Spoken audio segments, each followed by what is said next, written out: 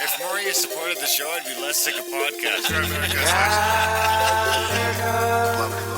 blah blah blah. Sending out good vibes. The blah blah blah. Good vibes.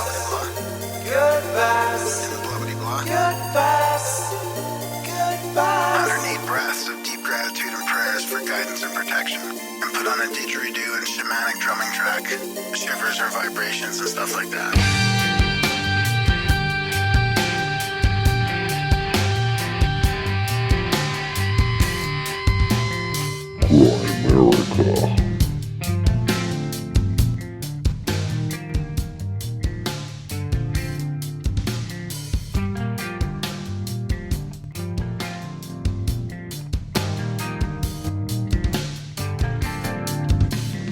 Okay, guys, welcome back to the Grimerica Show.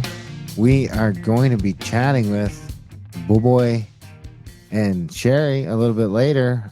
He is the headman. Oh, Jesus Christ. Popois. Okay. Popois. I don't know. I just can't get this name no matter what I do. And Cheri a little bit later about, Indian stuff, Indian rights in Canada, Indian sovereignty in Canada. Sorry, I interrupted you. He's the headsman of the Peoples of the Salmon.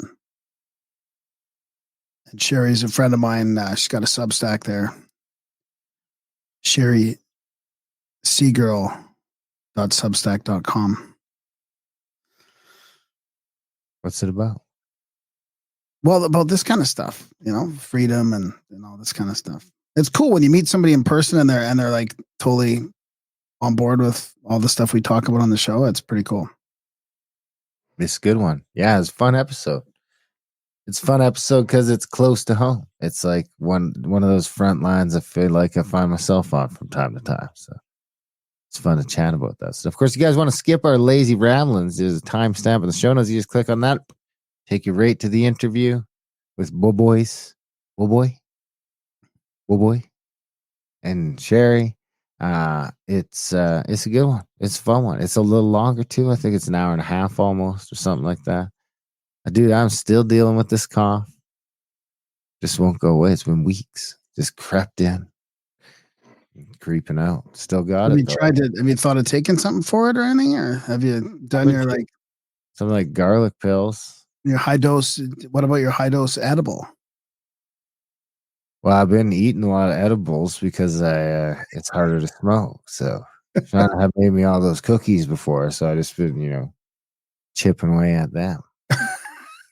And then when I was at work today, he was like, "Well, your eyes look weird." He's like, "Hi?" I'm like, "Probably a little." You didn't say that. I did, but jig is up. So you took garlic too for it? Is that? I'm shocked to find out there's gambling going on in here. I did the garlic pill, the million pill, that kind of stuff. I was got some good old fashioned Buckley's. It's just because it hits you hard at night. Yeah. But now I'm at the stage where it just hits you kind of hard all the time. I thought I was getting better, but today was a little rough. And it's, not that it's rough. It's just like you cough so much. I'm just sick of it, dude. My fucking ribs are kind of sore and you get headache by the end of the day from just fucking coughing your brains out. Throat gets sore. So no, I don't know. Is there a cure for the common cough? I tried doing the steam thing. I've tried baths. I tried hot showers. I tried just going outside and cruising around on my dirt bike for an hour and just nothing fucking helps. Wow. Maybe a nebulizer or something? A nebulizer? You know what? You could see me like you're fine too. And then you go and lie down to go to sleep at the end of the night. Wham, motherfucker. Not today. So, and all the kids have had it, so it's run through. I crashed the dirt bike, actually. You crashed it already? That little two-stroker? What happened? Well, I was just trying to do a little jump. Oh, my God. Really? And I lost it on the landing. Well, yeah, of course. That thing shouldn't be jumped at all. That's not a jumping bike. That is a jumping bike. That's what it's made for. It's made for jumping. You can hardly go fast enough to get air. Oh, dude, she goes, boy, and she's light. So you just got to get it in first gear. So you get going, and then you drop it a gear, and then you whop. And you can just sort of like bunny hop it at the same time and get her going. But then like went crooked on me and I was kind of falling off. And you know how the throttle is on those things. You have to, so as you're like sort of falling off, you're also throttling. So then when it lands, it's just like, wah! And Is then, it already broken then, or? it's fine. That thing's fucking indestructible. Just pick it up. It was still running. I had to hit the kill switch. But somehow I put it in a neutral in the whole debacle. So it didn't even stall out. So, but I did like, it's weird. I had this weird ankle twist thing going on. And then, Shauna gave it a rub. It still was hurting. I was limping a little. It was hurting. And then it just like, and I was even saying, I feel like it needs to crack. And I was just going and I just did this little crack. And ever since then, it's been fine. Wow, that's great. Yeah. Huh. How you been? Not too bad. Yeah. No sickness out in Sask? I don't want to talk. No, I don't want to manifest anything. No, it's all good. Yeah. It's hard to get a cold when you don't leave the house. I leave the house every day. Do you? Yeah. What do you do? What's your routine? I Take walk. me through your day. What was your day? What did you do this morning? Well, that's why I don't want to talk about it.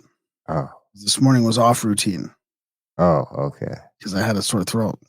Oh, no. I don't want to talk about it. So everything feels fine now. But yeah, I had to like, I read every morning. I get up and I'm like reading by 6:30 or 7 in the morning. And of course, you're especially susceptible to sickness. I know. You What? could just be a little off and you can't work. I know that's so. I took a shower in the morning. Everything was off, and then I was reading by like 9:30, so everything was fine. But If you were where I was, you too dry. I had a bit of a head thing, and I couldn't I didn't sound right, so I couldn't read. If you were where I've been for the last like 3 weeks, we wouldn't have been able to read for a couple weeks straight. Yeah, yeah. Because it's just always a little. You're always kind of half choked.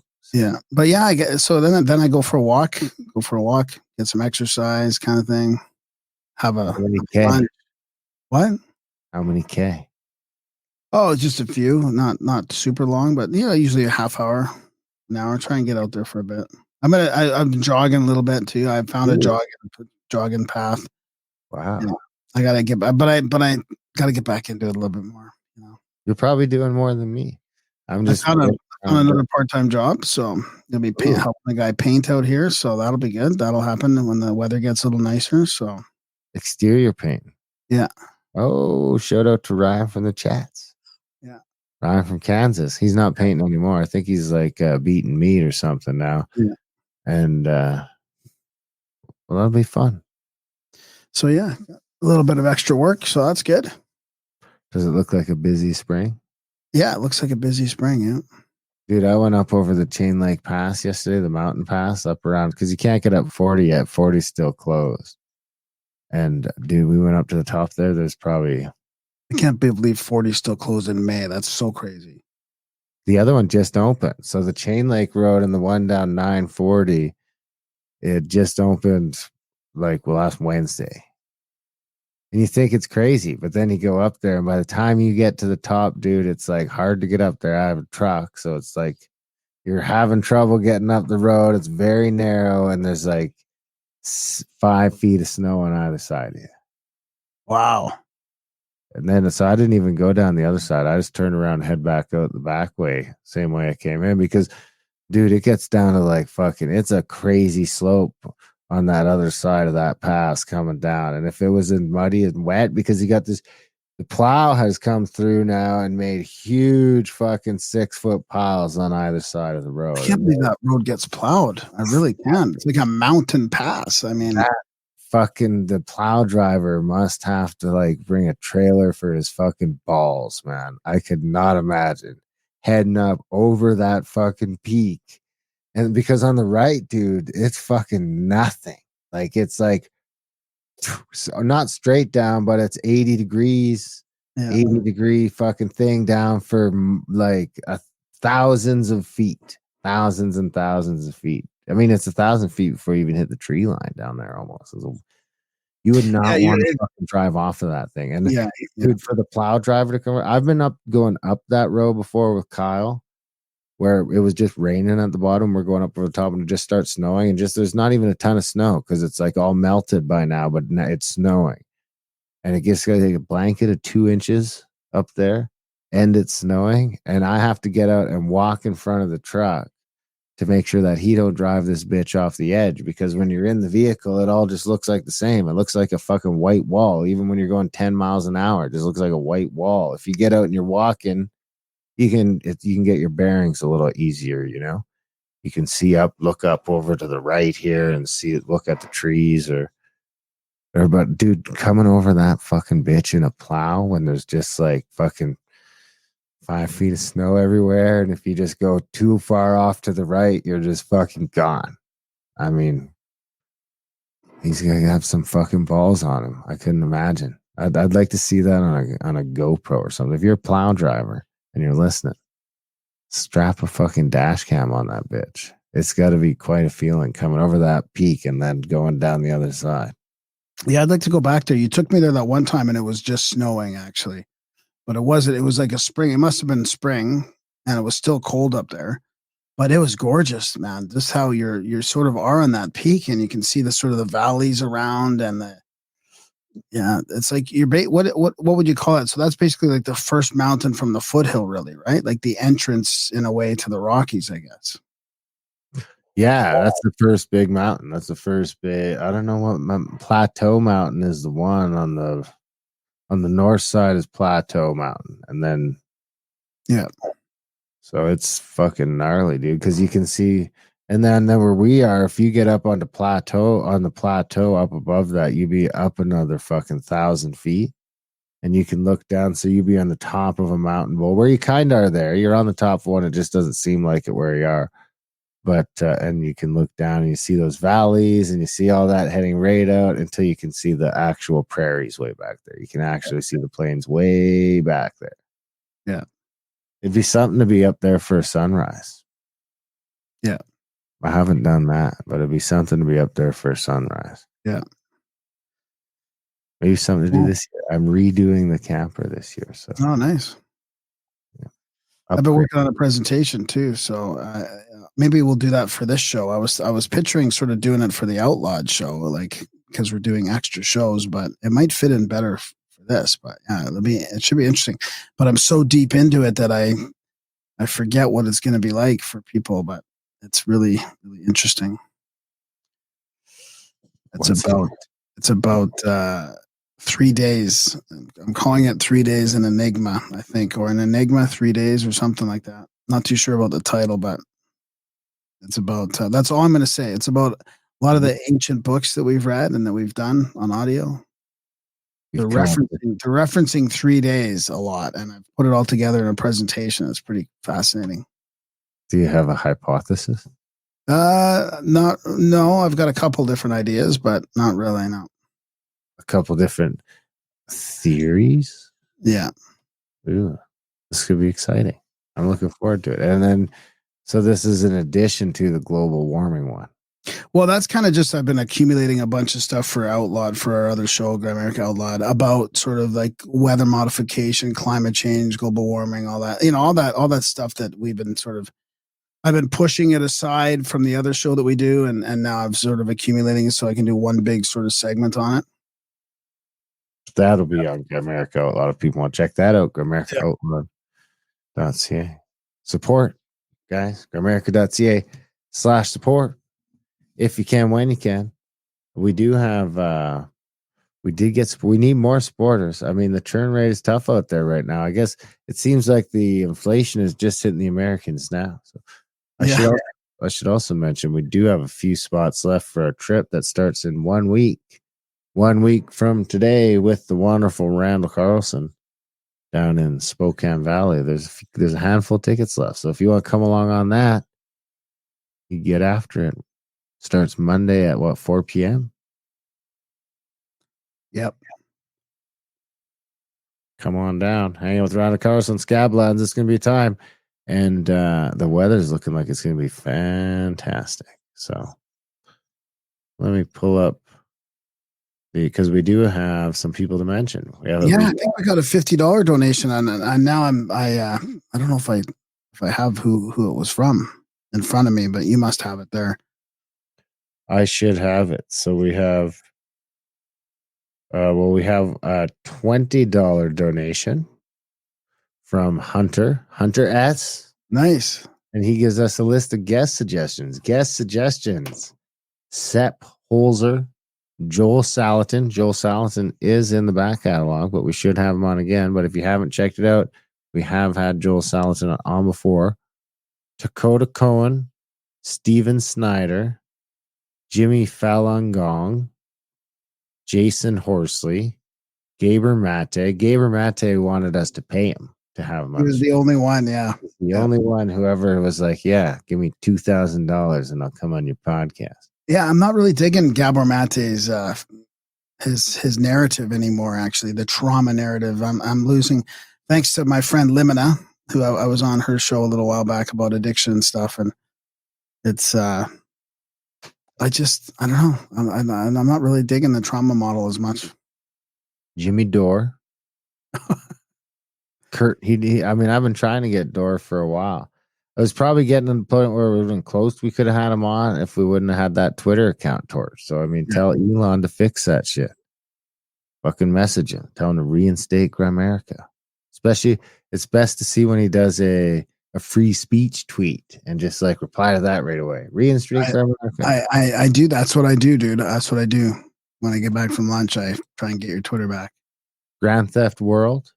Also, been on the show, right? Was he on this show or the other show? On the other show. So Gramerica Outlaw, you can check that out if you haven't. We have him on, but we should have him on again. It was a good show. Gabe from Libre Solutions Network. Great work. So thanks, Hunter. And we were on the Nature Boy. We were on the real Naughty by Nature with Nature Boy. We were on his podcast. I'll put a link in the show notes to that. And then we got a 50. Here's the 50 was from Jeffrey S. Keep up the good work, sir. I thought there was one more. Oh. Yeah, thanks for your donations. That really does make a big difference. Oh, we got a donation from Graham Dunlop. Oh, that was me testing out the system. That was you testing out the system. Did that ever get sorted out? Well, it was from Hunter S, and he's the one that sent all the suggestions, so it must have worked in the end. Dude, there is another one. One is missing. Oh, that was the Hunter S. Okay, yeah. Oh, great. So he figured it out. Let me here. Keep talking. Support the show. Tell people to support the show. Well, I've got a clip to play, but I want to bring some context into it. We talk in this chat with Popois and Cheri about the reservation, the reserves, and getting giving the land back, like this whole land problem, right? We talk about it a bit, and whether it's even if Canada has jurisdiction over it, really, like if it has been ceded, and whether it's actually Crown or not. And they talk about there's a bunch of fear going on right now with it in the media, kind of about private property and stuff. So then I stumbled across this thing, and I'm going to play it more for Outlawed, I think, but I do have this clip here from Rebel News about this. So I'm going to play a couple minutes just to give you an idea of about the land. X, and that's why I reached out to you. You have definite insight here. So for those who are not quite familiar, tell us a little bit about this agreement. Sure. So this week, the NDP government is about to pass the Haida Title Act. It will recognize, for the first time in history, Haida Aboriginal title over roughly 10,000 square kilometers on Haida Gwaii, and relinquish British Columbia's control over land and resources in that territory. So, what does that mean? Well, it means that every single tenure and permit that was granted without the Haida's consent in the past is now in jeopardy. It means that every home and piece of private property is now uncertain, because contrary to what the NDP has said repeatedly, the agreement does not clearly protect private property rights. And you don't have to believe me. You don't have to believe John Rustad, the leader of the Conservative Party of BC. Talk to Tom Isaac. He's a nationally renowned Aboriginal law scholar for decades. He's written 12 books. He's been cited by the Supreme Court of Canada. He's written a memo on this agreement and says it does not adequately protect private property. In fact, it has conflicting provisions, which include a recognition of Haida title over fee simple lands. So it's not clear whether in the coming days and years, got some mouth noises.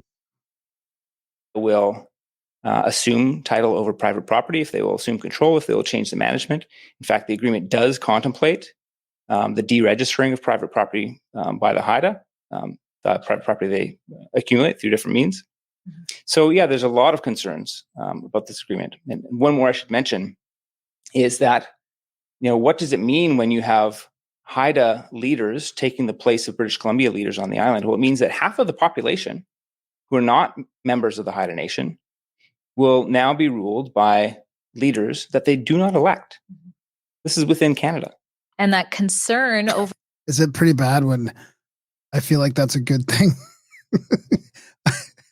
I feel like we're better off with leaders that we Welcome to don't elect. Alberta, buddy. What? Welcome to Alberta, buddy. Welcome to the West, where we've been fucking saying this for 100 years. So that's one of the guys on the island. He's running for the Conservatives. He's an Aboriginal law expert, I guess. But that's the thing, right? I mean, why couldn't they have Abo, just as Graham would say. what? An abo, as Graham would say. Why couldn't they just say? Why couldn't the BC NDP party just say public, all the crown lands or public lands? Like, why would they throw private in there too? Like, just to 99% of that island's got to be unowned. yeah. Why don't you just say whatever's not already supposedly publicly or privately owned? Okay, I found the other one. James Parker, $50 Canadian. Thanks, Hey, Jim. hi lads, keep up the good work. I've been an avid listener since 2021. Enjoyed meeting you on your Heathrow layover last year. Oh yeah, that was awesome. Sorry to hear the monies aren't coming in quite so much lately. I am a subscriber to both channels. The Reddies. We'll call it the Reddies. I think in the UK they call it the Reddies. Here's 50, and if you could stick a link to my latest mix, which features excerpts from your adult brain release, Silent Weapons for Quiet Wars, mixcloud.com/James-Parker3 /sees unseen. Oh man, it's long, so we'll put the link in the show notes. We'll just put this right in the show notes, and people can check that out. I don't have it queued up to listen to it, which would have been pretty clever, but I wasn't that clever. I wonder if on the one I sent to you, if I could just click on it easily, maybe it'll just pop up.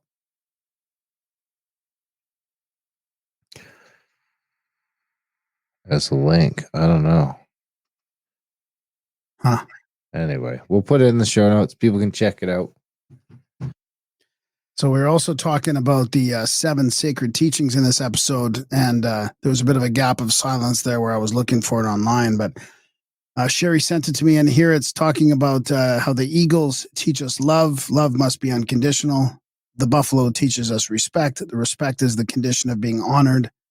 The bear teaches us courage. Courage is the ability to face danger, fear, or changes with confidence and bravery.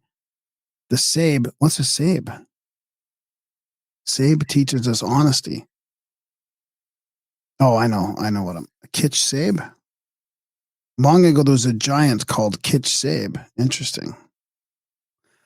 It must be like Sasquatch in a way or something. Honesty is speaking and acting truthfully and thereby remained morally upright. The beaver teaches us wisdom. Wisdom is the ability to make decisions based on personal knowledge and experience. And the wolf teaches us humility. Humility is being humble and not arrogant. And the turtle teaches us truth. Truth is to know and understand all the 7 teachings have given to us by the Creator and to remain faithful to them. So that's the 7 sacred teachings. What's Sabe? Kitch Sabe. I don't know. I'll look it up quickly while you talk. I can barely talk at this point. Is the problem? We did an interview before this, and I have a bad. I don't know what to call it, but I probably have COVID. God damn it! I just can't get this link to work, no matter what I do either. So we'll put the link in the show notes anyway. Yeah, as an Ojibwe expression, it means to walk tall or to have integrity. The Kitch Sabe is a giant who walked among the people to remind them to be honest to the laws of the Creator and honest to each other. Well, shit. How did I not know that one? I'm not a very good Ojibwe. You just got. There's so much to learn still. I'm an assimilated Indian. Yeah, Blame the assimilation. They took the Indian right out of you as a kid. those sons of bitches. I wonder if I could get a lawsuit for that. No, I'm just kidding. I am gonna sign up for that one that we were talking about in the show notes. So I'm gonna do that. The with Leighton Camel, of course. We talked about that on the Without Papers, but people want to check that out. We did a great show on Grimerica Outlawed with a bunch of other Canadians again. Another great round of Canadians, some fellow Albertans. I mean, the one guy is like suing the government, running class action lawsuits with the government, and is working on crazy stuff with the Alberta government at the same time. So I won't give it all away. You'll have to go check it out over at GrimericaOutlawed.ca. It's our House of Uncommons. We do that every couple months. You guys want to check that out? GrimericaOutlawed.ca.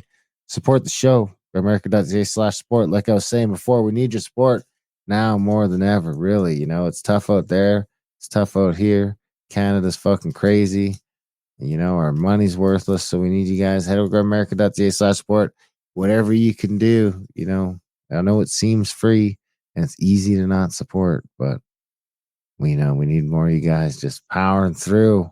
If just a few of you do this every week, I'm not going to complain. You guys have been doing great for the last couple of weeks. If we keep that up, we're just like, a half dozen people every week are doing at least a one-time donation in addition to the few monthly supporters we've got. It really does make a big difference. It makes a huge difference around here. So America.ca/support. And of course, adultbrain.ca. We have a bunch of fantastic audiobooks. What were the new ones you just came out with? The New Atlantis and that's from Bacon. Story of Philosophy. Yeah, Story of Philosophy. Will Durant. What was that? Did you say 23 hours, that one? Yeah, right around 22. If anybody's interested in philosophy, this is a fantastic book from Will Durant on all these great philosophers. So it talks about Aristotle, of course, Bacon, Spinoza, Plato, Voltaire, and the French Enlightenment, Kant and German idealism, Schopenhauer, Spencer, Nietzsche, contemporary European, contemporary American. It gets into all that. It's a great audiobook. And the Bacon one is The New Atlantis, which is kind of his little weird let's see. It's a utopian novel by him. It's kind of like a fiction work. He portrays a vision of the future of human discovery and knowledge, expressing his aspirations and ideals for humankind. There you have it. Of course, if you are broke, you can get a few of those books for free at adultbrain.ca in the podcast form. You can sign up for the podcast, get a few free books, or you can get over to the YouTube channel and also get a few free. We just the Divine Pymander. We got the comment today. Thank you so much for this. It's such a powerful philosophy that needs to be shared so we can, as a whole consciousness, wake up. You are doing God's work putting this out. So there you have it. Nice. Wow. Yeah, we had some really good comments in the YouTube channel. I'm not seeing the bad ones, so hopefully you're I don't let the bad ones get to you. Yeah, you don't have to. You're too fragile. You're just too much of a fragile little bird. I can't have you. Can't have me like changing everything because of one fucking crazy YouTube fuck. Yeah. Tear it down, burn it up. You're on a roll right now. I don't want to fuck it up. It's good ones though. There's good comments, good feedback for the most part. Dude, we get more return over there for the subscribers we got than we do over on our other YouTube channel that we've had for like a decade. Yeah.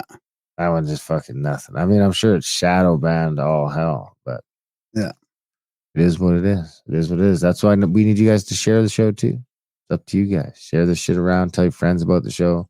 Sign them up. Whatever you can do. Get the word out. And help us keep going. We'd hate to have to give up the show because we went broke and had to get 10 jobs to keep up with the crazy Canadian hyperinflation. So, if you're like in America, most of you guys are Americans. So you guys should sign up because your money's worth more. It really translate over nicely. So anything else? Anything else we could get to? Did we already talk about the trips in this one? Yeah. Okay. Yeah. Oh, no, I don't think you did.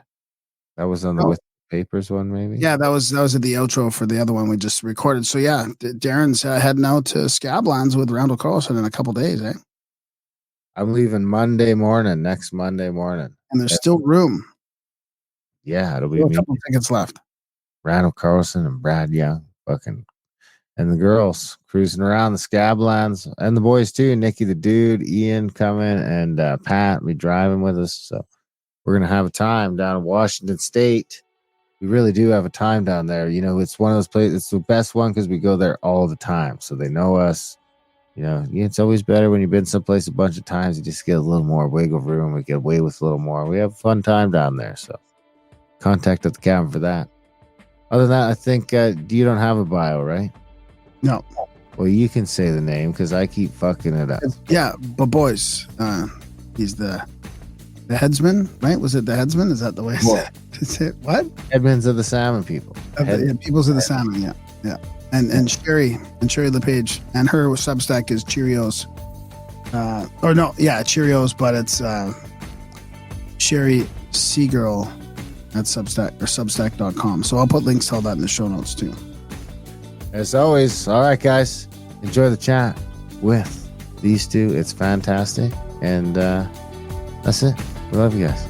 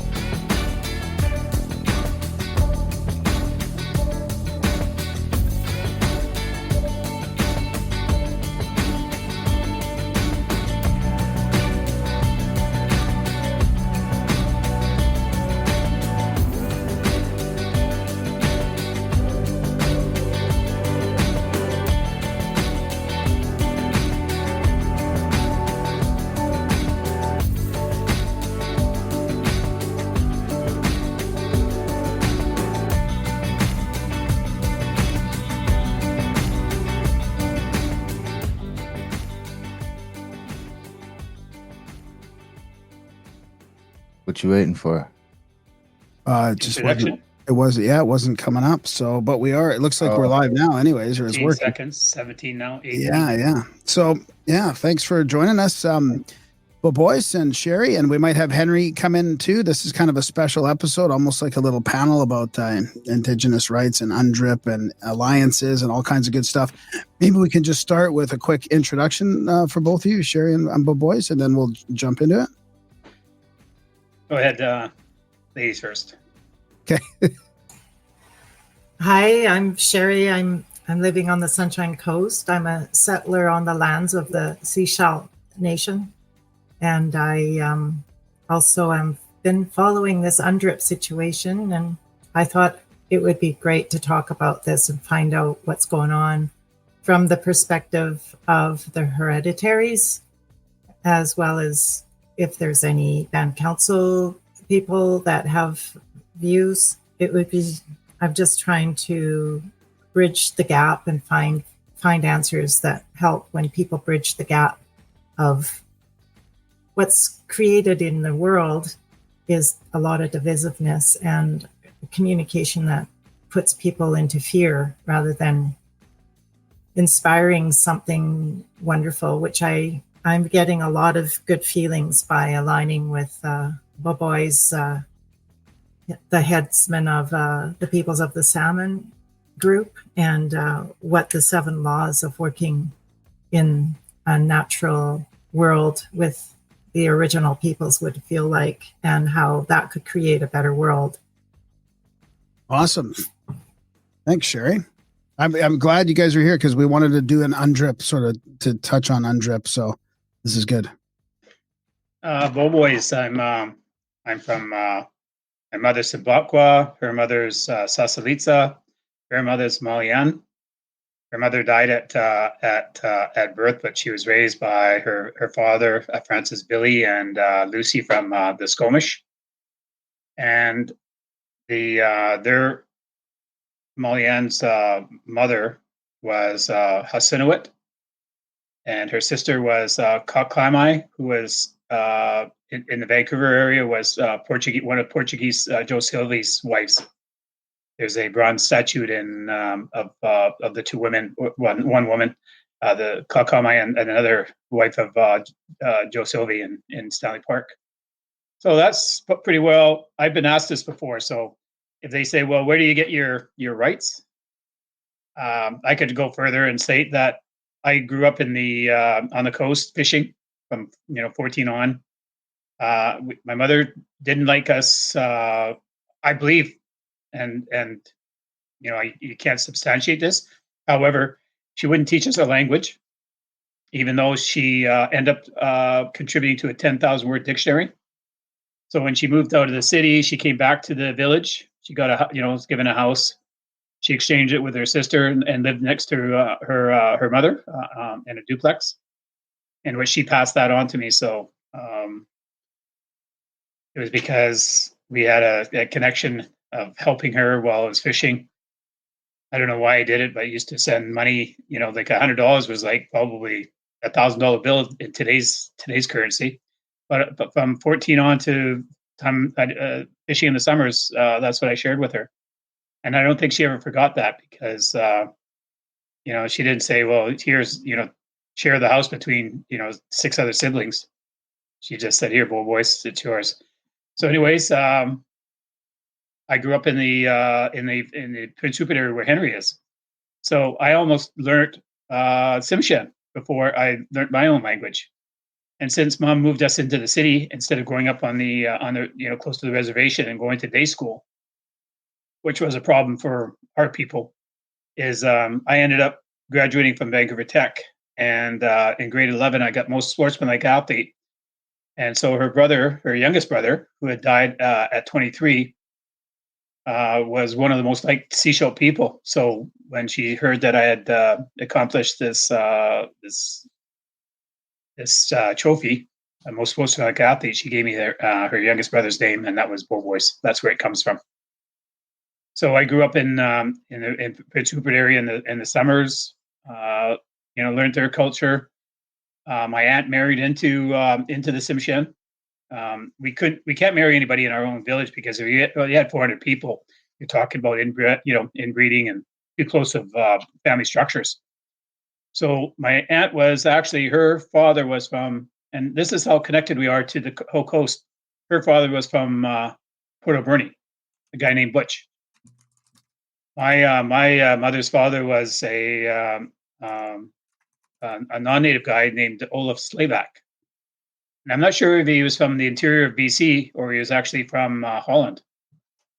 But anyways, he was a student back at the time, and I guess my grandmother got frisky on a traveling night from point A to point B, chugging along at 6-8 knots, and dark. Everybody else is sleeping, and I guess because it was August, September creation for my mother, so she was born in April. So that's all I could figure. It was a good sockeye year. So lots of energy. And so my grandmother had mixed genes for my mother and my aunt. And with those, the mix of genes back into our people, because we had to have it for our culture to live and to survive, because they had destroyed all the houses, all the artwork, almost destroyed the language. It wasn't written until my mother moved back to the Sunshine Coast and started working at putting together interviews with all the elders that were left. And there's over 50 at the time. I think there's less than half a dozen now, people that are fluent speakers of our language. So my mother, over the 20 years, contributed to putting together without being told what to do, put together the 10,000 word dictionary for our people. So that's, you've got to give her credit and keeping our culture alive. Wow. So I've grown up with a view to. My father was a world traveler, and he didn't trust the government either. You know, he did research, showed me how to do it, and from that time on, I have many skills. And we talk about hunting, fishing, how to survive. However, now I have the court experience. And if it wasn't for an elder who we have an alliance with, the Big Stone Cree, Treaty 8, is that the lands of the Chilcotin would never have been returned to the Indian people. And because all the lands have been returned back, there is no other title holders on this land. There never could be. And it goes all the way back to Queen Anne's in 1704. And now we can get into UNDRIP after this, because it's just a natural progression where international politics overrides ours. Can you explain that other part again, where the land went back? Can you say that again? Okay, so with the alliance, we picked a case with a property, and Cheri knows where this is, at Burton Road and the highway, and the Royal Bank foreclosed on. Oh, I saw that on the website or something. Yeah, I read. Okay. Yeah. And so we challenged that all the way to the Supreme Court. The corporation court ruled in favor of the Royal Bank all the way through. So we ended up leaving the BC Appeal Court for leave to the Supreme Court of Canada. We sent all the documents there. They made a ruling in the federal court that the Crown is neither title of nor possession of lands of BC, meaning Canada. And so that one law applies to all the nations of Canada. It can't just apply to one group of people, one family, or one Indian, right? It applies to all. When was that again? June 14th, 2014. Interesting. June 19th, somewhere in there. 2014. Anyways, we had filed that case, and it came back that they acquiesced to the questions. Is fee simple land Indian land and is Crown land Indian land? So they agreed. By not stating it, acquiescence, they agreed. And so the next part of this is that without since we weren't lawyers, it never really made. It was done in chambers. The judicial committee handled our protest. There's 17 lawyers that challenged it. Jack Woodward had been one of them, because he came in within a couple months later after the decision. We got it in May, so April, May, I guess we got it. By June, he brought it back to the Supreme Court and said, "Look, you've already made a decision in the matters of Musuya versus the Royal Bank, because he's claimed it as his land for his adopted sons." The court agreed, and so in order to have the Chilcotin land returned, if they had one judge dissent, they would have had to go back to the case of Musuya versus the Royal Bank and change that to including land on every mortgage contract across Canada. Because it's only corporation, it's a commerce thing, and it's owned by the banks. So he said, "You made a decision already. Now you have to give the land back to the Chilcotin."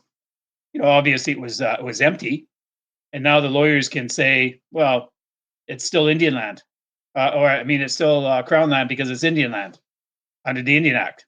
Now, that's not true either, because when you give the land back, which has always been ours, so you really can't claim that you had title to it at one time and you're giving it back. As fee simple and Crown land, it's always been Indian land. So these are the court cases now that there are determining, and the Githatha case is one, the Githatha versus the Gold Commissioner just last September. Now the Crown has to consult with the Tsimshian. That's Henry's people too. Wow. And so that was two people that intervened. I intervened too. He gave me a couple. His name was Justice Alan Ross. He gave me a couple minutes to speak, and I said, "If you make a mistake, I have to appeal you." he didn't really make a mistake, but he really didn't give us carte blanche over mining rights and anybody that files mining claims. He gave the industry in BC 18 months to clean it up. And I think I do believe the Kitkatha went back and appealed it on the grounds that they didn't have a right to do that. They should have made it title lands, and any further license applied to on their land should be questioned. So that would be UNDRIP 26, right? So that's what I was going to say. Interesting time that these things are going to court now, and the land disputes are starting to reach a different level, I guess. And part of that is due to the UNDRIP just talking about the lands not being ceded. Really? Yeah. Well, it never happened. Never could be. And so if you go into my law book, I had written it in 2009, and it's a decree, meaning that I have a right to declare and make a protest that there's no defense to. I have about 18 articles in it. 12 says you cannot be judge and suitor in the same court. And 1704 Queen Anne says you have a right to a tribunal to appeal any of these matters that these courts, which are newcomers' courts, are deciding against us, because we cannot be dispossessed of our lands on Turtle Island. And so there's been no purchases of land by the Crown. There's no monarchy signature in North America. Huh. So does that mean that all the bands are going to end up owning their land? Because my understanding of the Indian Act as it is right now is that, of the 26,000 or 28,000 acres, every acre of it is owned by the Crown. No. You've been reading too much about the Indian Act, because the Indian Act isn't even a law. His name is Hamjidis of the Quaqua Chakis Band, Port Rupert, Northern Vancouver Island, been in federal court, and I sat right beside him. He says, Judge, I have to appeal anything that you use in the Indian Act, because unless you come into this court with the 3 readings, the Royal Assent, and the Gazette recording copy of it, you're going to be appealed. Anyways, it took him till January or February the last couple of months ago to come up with a decision. And in the true to form, he didn't make a decision. He just said, since you've been using the Indian Act for anybody's purposes, I'm going to leave it in place. And that's what you call their common law. Even though it's appealable, and it is being appealed by Hamjidis, and any band can hop in on it and saying, if you haven't got the paperwork that says the Indian Act is a real law of Canada, because according to the now you have to get into the Constitution UK, right? 1982 UK statute law of the UK. DNA Act has been repealed by Queen Victoria, never been signed. It's always been UK statute. So any law that's made that's repugnant to the imperial law of England is repugnant and ultra virus, especially to us. So now, if you think that there's any kind of a reservation, show me in the Constitution where there's a reservation. Their UK statute. Show me where there's imperial law that says there's a reservation on this land anywhere.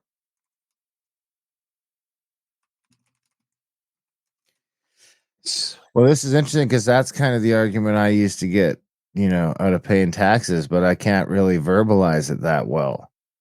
That's just done for you. Yeah, because that's the way I'm looking at it. I'm like, well, this piece of paper says that I have to be on the reserve to do it, but they don't earn the reserves anyway, and I don't see a difference between the reserve and the rest of Canada. My view is that the entire country is my reserve. That's kind of how I look at it. Now, I've had this discussion because I've been in court against the judges, 3 judges now, stating that there's no law of Canada that shows that the bill of exchange is Canadian law. Now, where's Canada? You just mentioned Canada, the country of Canada. Where's Canada? Well, I don't know, because it's not my problem. That's kind of how I view it. It's just I'm outside of that jurisdiction, and I'm trying to get as far from it as I can. But Okay, You this know. is the whole problem that people assume. You assume that Canada is a country. It's not. Never has been. 1860 was written as a corporation in on Pennsylvania Avenue in Connecticut or somewhere down there. And further, it's never purchased the lands to be a country. And under international law, you have to have a country, you have to have a population, you have to have a language, a culture, all those four things. Canada has not one of those things. And in our law book, Professor Hugo Panarin, a political science, will stand behind that. So it's not a country. Canada is actually considered signed in a box at sea. That's all Canada is. And if you take where it's registered in the United States, Canada is only a colony of the United States then. You have to consider that in 2013, March 28, 2013, it was a corporation still listed. However, by November 30th, 2013, it became a foreign government registered in the UCC in Washington, D.C. as a foreign government. So as a foreign government, it's owned by the shareholders of a foreigner. And that's who makes law here is the king. The king, like Charles? Yeah, he owns the shares, yeah. So Trudeau is just a puppet of his. Well, they still have that picture of the. I mean, I haven't been in the police station lately, but the last time I went in there to bitch at them during COVID, they still had the picture of the Queen up in the corner there, and I was like, "Who the fuck do you work for, dude?" Yeah, well, the Queen's dead, so yeah, it's just you know what the crown. How do you think the crown got established? That's what you're talking about is Canada. How do you think the crown got established? Hudson's Bay Well- Company. I'm just being facetious. I can answer it if you. I just give you a head start. Can I ask a question, Popois? Sure. What is the difference, like when you say the crown, and I'm assuming you mean that Hudson's Bay Corporation? I asked you the question first. What was the ship called before the crown? You answered that already. Was the yeah? What was the ship called before the crown? What was the ship called before the crown? Hudson's Bay Corporation. No. Canada. Oh, okay, yeah. After 1933, the bankers raised the ship and called it the crown. Yeah. So the crown is actually the government and how would you say an assumed presumed sovereignty on our land, only at gunpoint. And so they've kept the illusion that Canada is a country with a crown, and it's only been in place since the bankruptcy. So But I it's not mean, a country. for all intents and purposes, it's acting as one, and everybody thinks it's one. So I mean, it's pretty confusing it's hard for me to wrap my head around all this stuff. But I mean, so where does that leave us then? Because that's sort of what Darren's been talking about, and what we've been talking about, sort of at a higher level, is that the land problem seems to be that. I don't even know if I want to start this. Do you want to take over, Darren, from this? Or What do you want? What? well, the land, because everybody thinks that the indigenous have these reservations and they don't own the land, right? I mean, they're still just on the crown's land. So so where would this ideally go? Like, would you just get rid of the reservation? Like, how, you know what I mean? Like, we talked at the beginning too, Cheri. Cheri and I were kind of just brainstorming some stuff about like the divisiveness that's coming from the government on all this. Like, people have a fear about, how this will come about. So like, I don't want to get too tied into like the. Let me simplify matters then. The crown is owned by King Charles, right? Yeah. As we assume and presume. Yeah. And I have a document from Privy Council UK. There's no jurisdiction in North America because they don't own the lands.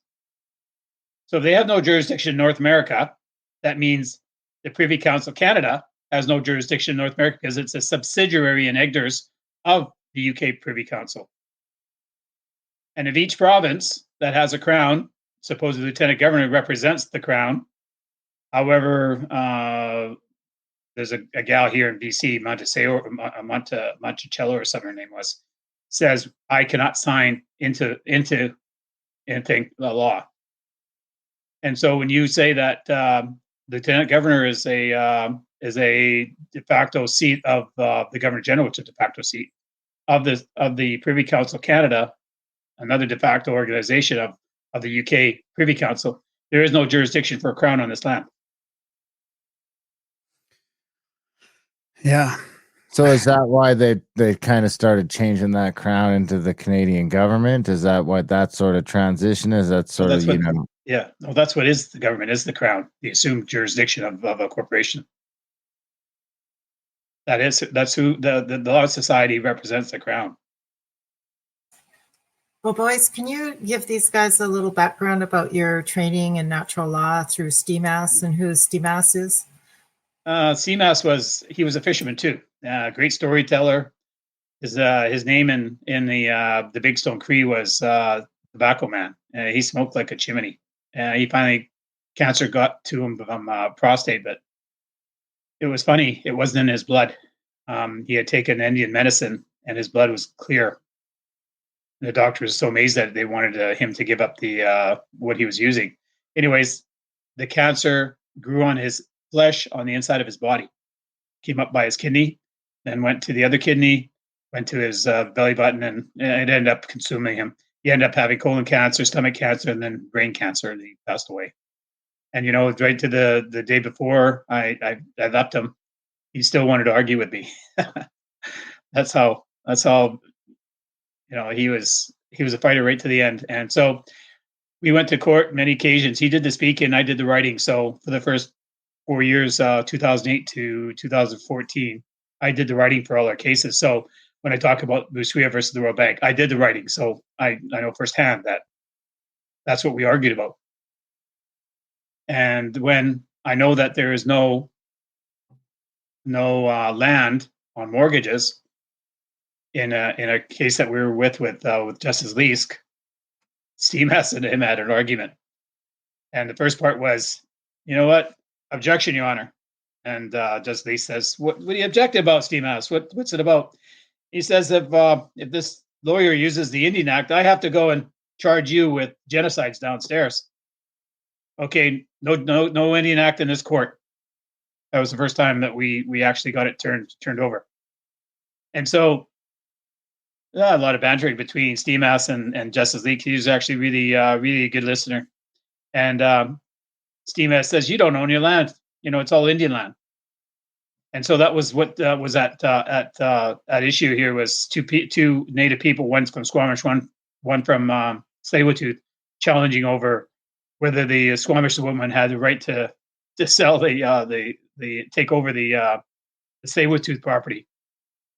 So we represented Tsleil-Waututh. She had her own lawyer, whatever, and it ended up saying that CMAS, yeah, I own my own land, and this is Justice Leask, and CMAS says, I've gone through 1,000 mortgages, and it's not over land because you don't own your land. He says, sure I do. Well, okay, million pennies. And Justice Leask came in, and the next court session, maybe the next day, his head bowed. He said, STEMAS, you're right. I don't own my land. So the fact is, nobody in Canada owns their land. So anybody that says UNDRIP is going to take your land away, they can't. There's nothing for them to take away. They never had it. So there is no crown that owns land here. And with that Musuya versus the Royal Bank case, they says the crown is neither title of nor possession of crown land in BC or Canada, in fact. And STEMAS was was a speaker. He was also Gabriel Dumont's son, right? Great grandson, great grandnephew. And that Gabriel Dumont was Louis Riel's right hand man. Yeah. So CMAS had a fight. Actually, Louis Riel's great grandniece in about 2010, her and CMAS were sitting in the same courtroom in BC Supreme Court on this Musuya versus the Royal Bank case. So the challenge is still here. Darren, do you want to continue Well, on does with that leave the that land, up for the taking then? Is that our land ours to take then? Can we be developing? Can we be doing resources? Can we be like, doing the mines and the shit that the federal government then seems to be able to withhold these provinces from doing because, it's about time. Well, without Canada, and we've dissolved Canada, we've asked for the dissolution of it.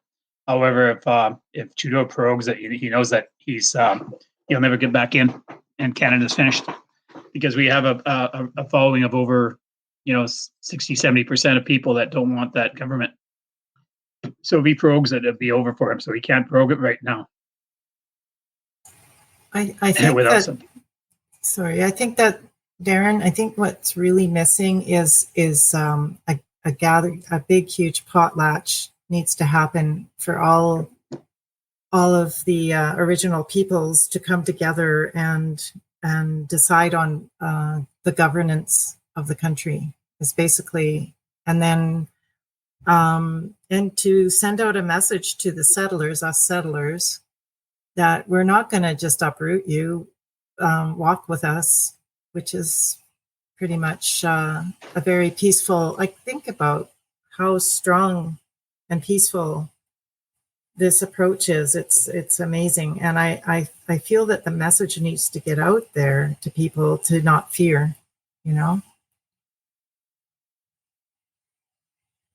Yeah, well, I agree. I mean, I guess I'd be interested to hear Popois' take on that, because who is that? Because I mean, I was kind of trying to figure out that myself. I made this mailing list and started my Indigenous Opinions publication, and I went through the internet for weeks and found, went through every single band in Canada and found every band that had the chief or the council or their email or whatever I can find for traditional chiefs. But is it the band? Is it I'm not convinced that it's the councils. I'm not convinced that they can help us. And I can't find a way to get past them. Well, right now I'm friends with the agreement that BC and Canada is trying to sign with the Haida. I know I just seen another report saying that they're actually penciling in that all the lands are going to be Haida lands. However, they're trying to hold on to the fee simple and crown lands, and that's 50% of the lands of Haida Gwaii. And Destry, he's a baker. He's his family's from the South Island, Graham Island, and his cousin Richard Lance Baker is part of the family from the North Island. And from what I gather, they aren't in agreement with what's taking place with that agreement. They actually say no. So with another piece of property, and I speak with the Samaquim and the Wannock. Wannock is trying to separate from the other band, Kwantlen, because in the 40s or 30s and 40s they amalgamated the two bands. The chief or something of the Kwantlen had they were without a chief, so they put them both together. So anyways, the autonomy of the Wannock has been kept under wraps by the supposedly a chief of the Kwantlen. So they went to court, and actually, the setup of another type of council for the Kwantlen was, I tried to speak on behalf of the Wannock. I put an affidavit in, and the lawyer wouldn't submit it to the judge to be heard. And so the Wannock weren't even heard in that courtroom. Yet they are a people with their own administration and their own lands. Kwantlen is on the south side of the river. The Wannock are on the north. So what? And we were talking about the information that Ron Vallant. Do you know who he is? I don't think much of. I don't think much of his research. Well, I think the big part about what Ron Vallant and Bruce Party are saying is that UNDRIP is really just an acknowledgement, but they are really trying to be pushy and pushing over and creating legislation that makes it, still have government controls over these lands by working through the band councils and by holding legislation that says ministers have to have a vote and, decision as equal to anyone in the Indigenous who's in powers. So it's also another smoke and mirrors, as far as I can see. And that's what I think Bruce Party and that Ron Vallant are pointing out. Well, he makes false statements, and private land is still Indian land, no matter how you look at it. And so, if he thinks if you think that we're interested in every farm and every house that's on the land, isn't true. So everybody that thinks they're going to lose their lands to Indians isn't true either. So his comments that the UN has control over here, all it is the UN has made a statement that Indigenous governance exists. And now, if you think that governance exists, you have to now look at whether band councils have the authority. Indigenous self-governance exists.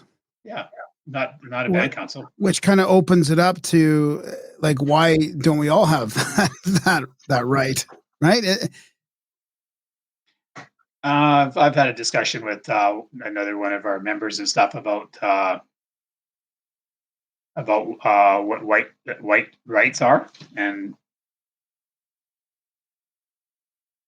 those rights are only a privilege. And so, when you talk about what your privilege is the underlying title is still with the original people. So, if you want to argue about everybody has a right, then you're assuming jurisdiction that goes 40,000 years, and that population doesn't have that right to go 40,000 years. And Henry Green can. So his people have been the governments on the land, or as old as anybody that traveled to this land. So you have to consider that there is a governance structure, all across Canada, and that exists still. Yeah. And Cheri's been privileged to the Camel's Eye Treaty, 408. That was written with a worldly body. 408 AD. They already knew about us. That was the Lakotas. That was at that treaty in 408 AD in Europe. Yeah, we helped solve the Roman wars and the wars in India. We're actually shown our canoes on the beach of India, on the walls of New Delhi, the University of New Delhi. So we've been called upon to save the world a number of times, a number of occasions. Create peace and create treaty, and so what's that? Just right there, I mean, that just wipes the doctrines of discoveries right off the map. There's never been a doctrine. That's just an issue of the church enforcing its. Well, we found it, claiming it. I guess I could reword my statement about, I don't mean white people in Canada. I mean humanity in general on the earth. Like, I think that the UN wants to write all these, the 17 sustainable goals and all these things that sound very fluffy and nice, and everybody's got rights, but it's a smokescreen, like Cheri said. But when you read into that, the UNDRIP stuff, it seems a little more of what it should be for everybody. Yeah, of course. So, that's our doctrine, because so far, Canada is the only sovereign country of the world right now. I was going to ask you about that. Is not Australia and New Zealand aren't? No, they're the corporations. They're corporate entities. They're all foreign governments under the Commonwealth. So Canada's in the same boat as New Zealand and Australia. Yeah, on the same boat, so to speak. Yeah. So are you? Is this alliance happening then right now too? Is that we talked a little bit about the council from 13 to 25, but there's also the alliance of Indigenous nations. Is this sort of what's happening to help increase like awareness? Are people sort of catching on to all this, and there's going to be a little bit more pushback? pushback against the government for land. Like, well, the land is kind of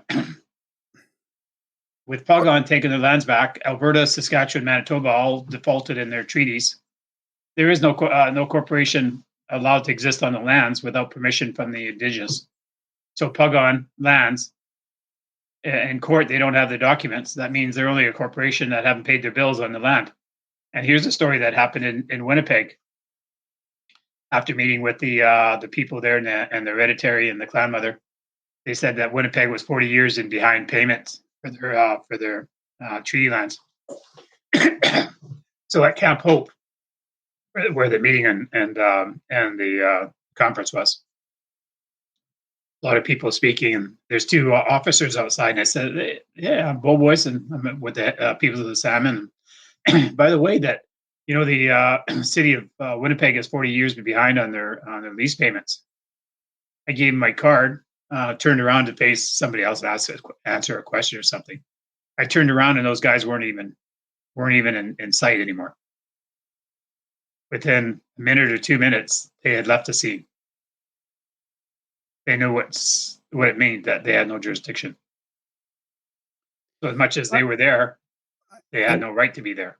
I guess my question, what I'm wondering is when is it going to start to, like, this is all great that it's sort of becoming aware of all this, but when is it going to start to be put into practice? Like, or I guess, or you know what I mean? Like, when are they going to start to, I don't know, you know what I mean, Darren? Like, acknowledge it, or what other fucking apple cart upset? When would it be something other than acknowledging your treaty land bullshit at the start of all these speeches? Yes, and man, shut the fuck up. And I mean, and I'm the guy muttering stuff in the back, and people, and I'm like, well, I'm the Indian in the room, dude. I'm allowed to say this is bullshit. I'm allowed to say this is bullshit. So I don't know. I mean, because it's kind of, this kind of adds to one of a bunch of things that is going on in the background, because I don't know if Canada was a country, but I'm a firm believer that it's not going to be a country for very much longer. It's on the way. Graham and I were just joking before, because I could kind of almost see a future where the Indians get some land, and then it's kind of weird to see what that looks like, because it is kind of a negotiation at this point, because we've kind of got this. Everyone's here now, and I got no problem with my neighbors. I got my problems with the federal government. So we got to figure out a way to how to back out of this. I mean, how we can back into not having a government, or what this looks like. What does it look like for us to coexist with it? Because, it all falls apart if I don't want to start fighting over it again. You know what I mean? Yeah, good point. It's a good question too. And anybody that's sitting in discussions like this, yeah, it's a good question, Darren. And if you were to put on your hands how many people that have a solution to the matter, you might have me. And since we started this, the games of court and making court cases, all adding up into where we are today. This Rod Valent talks about the detriments. Whoever his people are talk about detriments. Who's that? The other guy, Christopher James, talks about all the problems that everybody has, but nobody's got a solution. Nobody wants to identify the original people have the law and has the force of law internationally, as well as the local problem. We keep approaching it from we need to get something from them instead of we already have it. We're not coming to the table. We're at the table. We're at the head of the table. We are the head of the table. Yes. So I've said that all along. We've met. We have clan mothers, and we have the alliance set up to move forward. In order to be sovereign, there's two aspects to it: your own money and your own military as a security force for protection and to protect your money. And those two parts have been, because they won't give us any money to fight themselves, right? A band council cannot use their money to enforce issues against their hosts. And if you knew what the original 21 reasons for the Indian Act was, that we couldn't hire a lawyer, we couldn't raise money, we couldn't have an assembly, we couldn't go off the band without a permit, we couldn't do this. And now they want to put everybody in a 15-minute city. We've been on 15-minute cities for 100 years. So reservations are 15-minute cities. pretty well.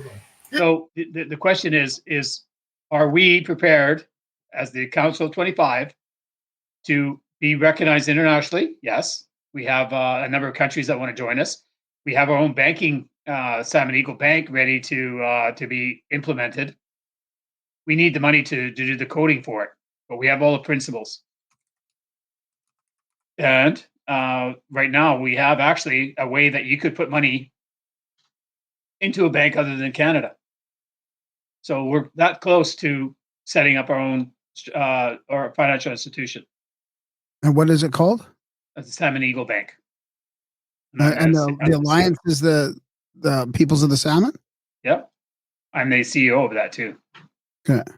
We have another fellow that's, if you're capable of doing the research, he was on the team that developed the Intel processor for Microsoft. That's how good of a program that we've got to use. So with that said, we are knocking at the door of international banking and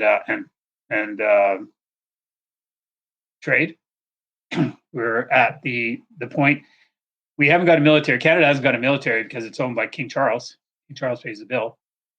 The RCMP are owned by King Charles as well. It's the Royal Canadian, the Royal Mounted Police of the Catholic Church, right? So there is actually no military force to protect the rights of our people, and that's something we have to consider. And we are. I have a number of marshals and a marshal system that's ready to go to be in place. And you know what? If we had 60% of the people of Connecticut say yes, we will come to be your neighbor and that'd be a good neighbor just on your lands. They don't have to be an Indian, unless they accept the 7 teachings and started, helping and moving, society and humanity forward. And now I've dealt with lots of people, infiltrators, that they cried because they were becoming a Wolverine. They were going to be accepted as adopted on the land. When we've and Musqueam,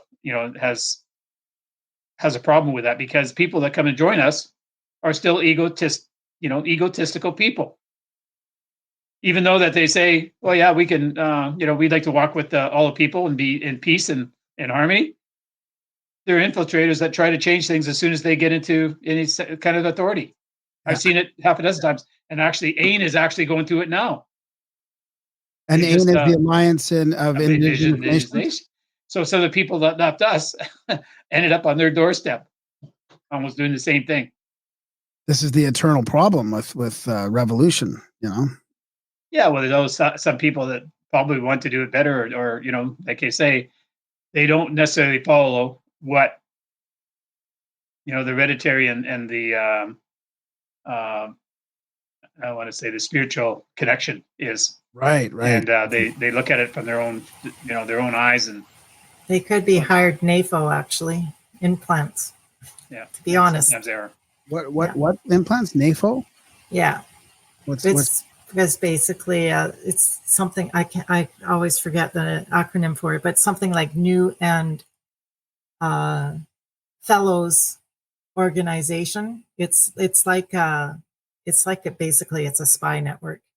Oh, interesting. Yeah. Huh. And some people are actually hired to go into groups, act like they belong, and actually encourage certain things, come up with real libertarian type of conceptual directions, and try to infiltrate the group with those directions, and then kind of make the group fall apart and create divisiveness. That's sort of the kind of mission that a NAFO would do. So we had that experience in 2021, 22.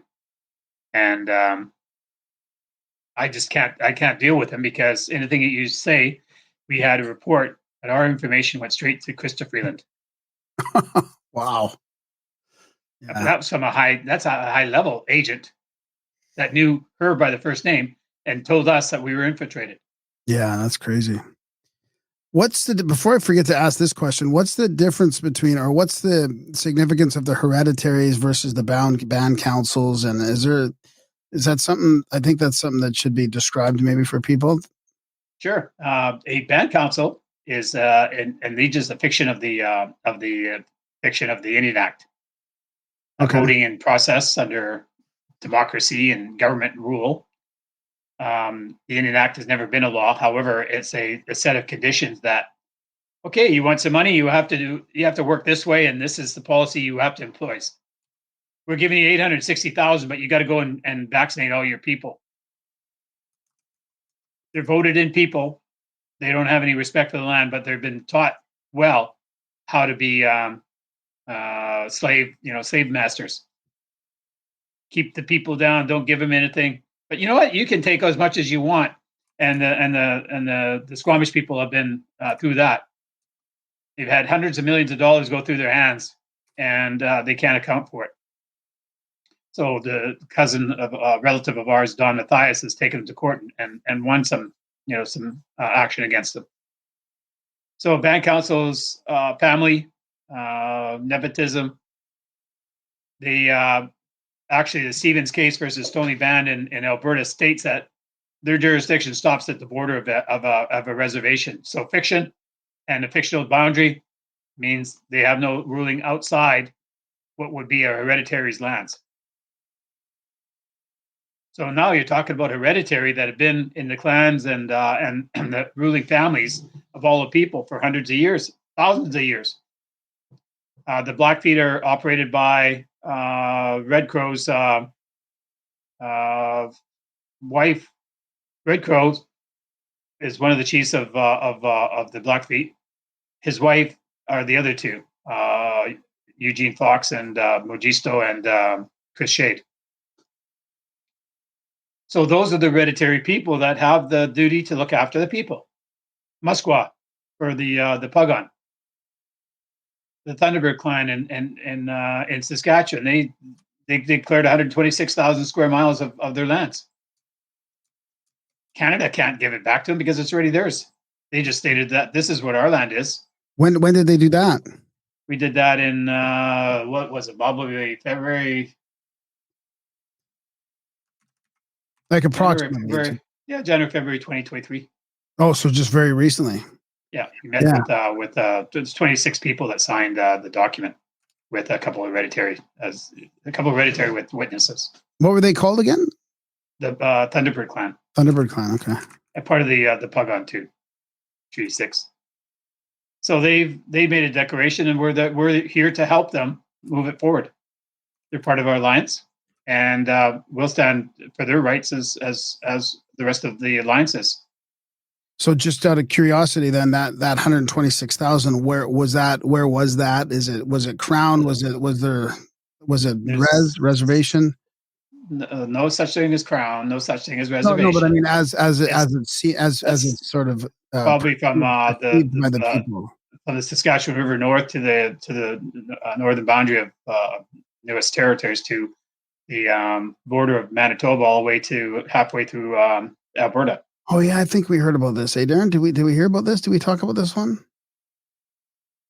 Maybe not. I don't know. But it's kind of because when I was down, there seems to be something going on in that Flathead Reservation down in Montana, because it's the only reservation that I've been on in the States or in Canada that has, you go there, there's Best Westerns, there's a bunch of, it's like business as usual. You could be in any other town in Montana, but you very clearly drive on the reservation. It seems to be governed by the reservation. It seems. Have you looked into that system at all?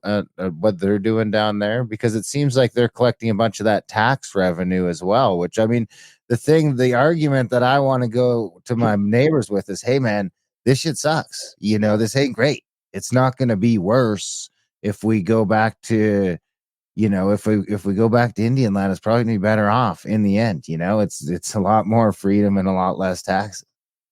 Well, we don't have to not charge only- tax. Darren, I think that if we followed the 7 teachings or 7 laws of the original peoples, there would be the natural law of peace would just exist. People would be disciplined in the tribunal way that would make people feel welcome to, okay, so I screwed up and now I'm being told how to change myself and be accepted. There's a whole different reality of making this world back to a beautiful place that it is meant to be. And I feel that these 7 laws are just it. Humanity is forgotten. There's no connection.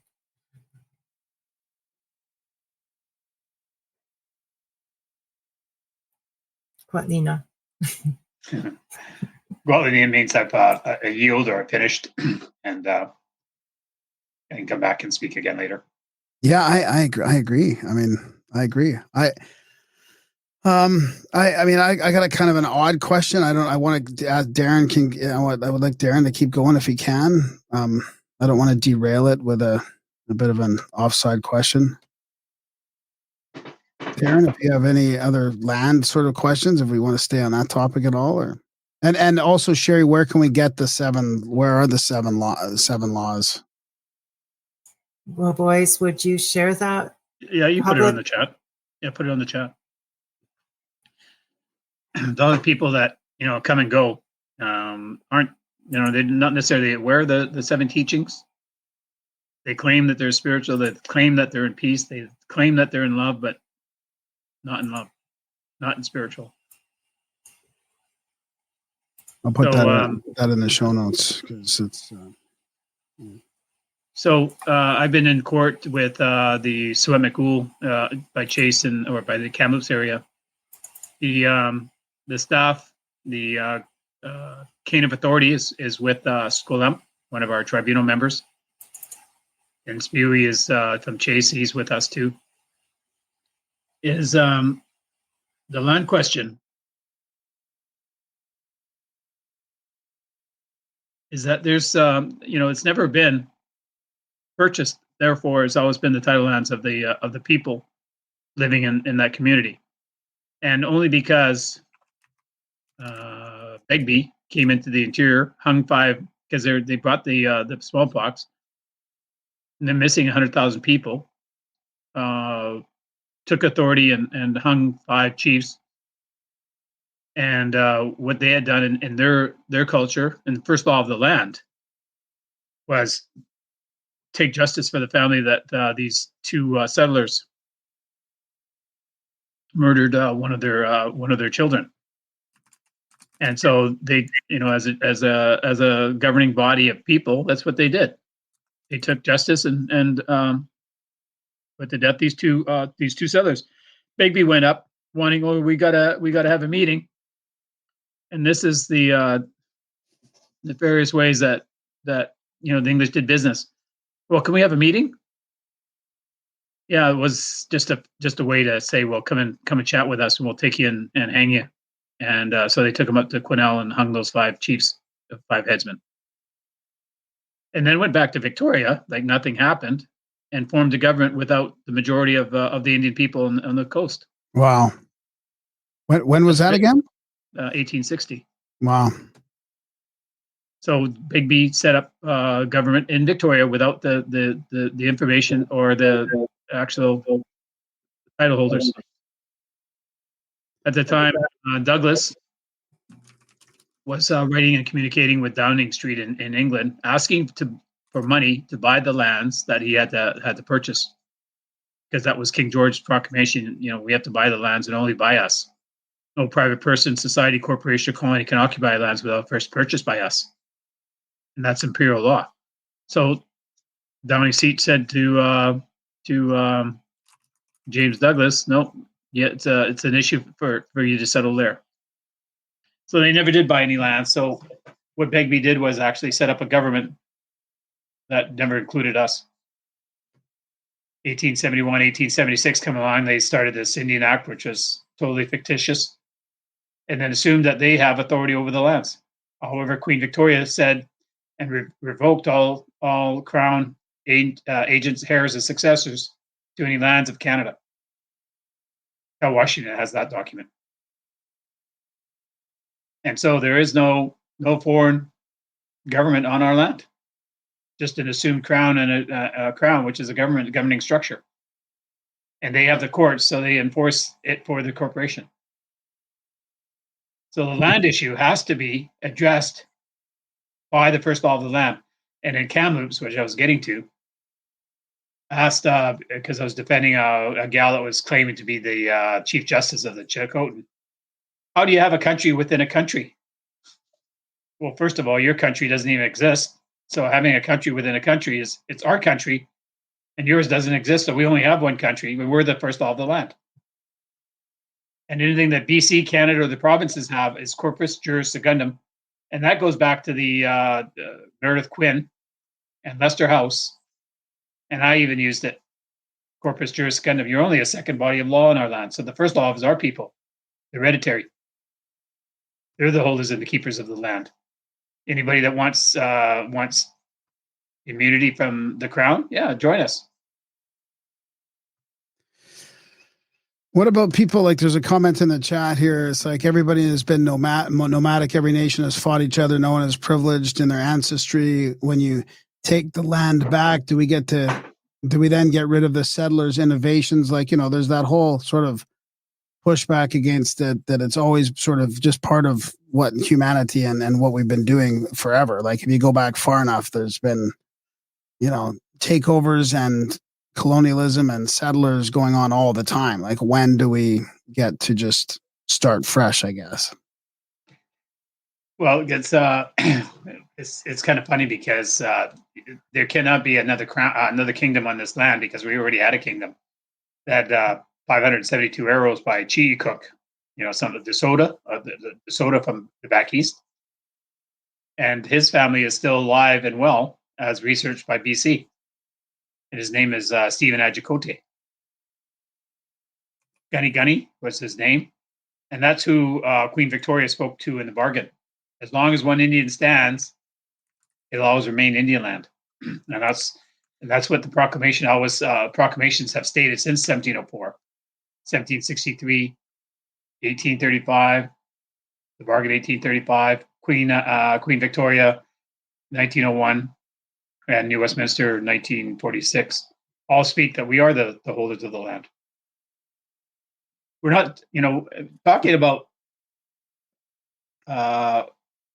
rights and innovation, and in Vanderpeek, Justice Shelby said, and the Crown is talking about fishing rights and what you do with your first fish, and the judge told the reasons for judgment says that this Indian has a right to do whatever he wants with his property, whether it's the first fish or the last fish, and that Indian rights are not frozen in time, and they can change.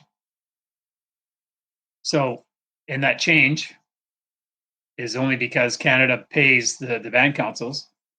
It's changed their attitude, saying that there is more life at the other end of the being, unless you're an agent of Canada, there's more life on the other side with us, knowing that we have access to the money.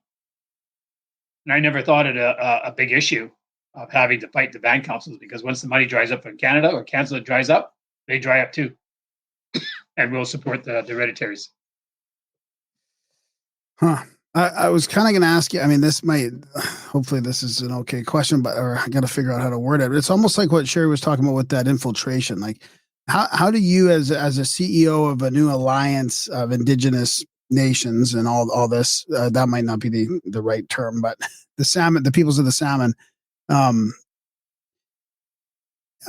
discern between a lot of the new age of NGOs and charities and front organizations from the WEF or the UN that are sort of creating division and sort of accelerating the culture war. in here. You know, there's a big sort of like I don't want to use the word woke, but that's kind of what it ends up being. I mean, you know, people that are pushing also big pharma procedures. I mean, there's an alliance between sort of like the UN, the WEF, the big pharma, like the and they've got so many NGOs and all these money laundering organizations that I'm sure that you have to kind of try and discern like how not to get involved with them or how to be careful with them or to not succumb to the funding that they might offer you.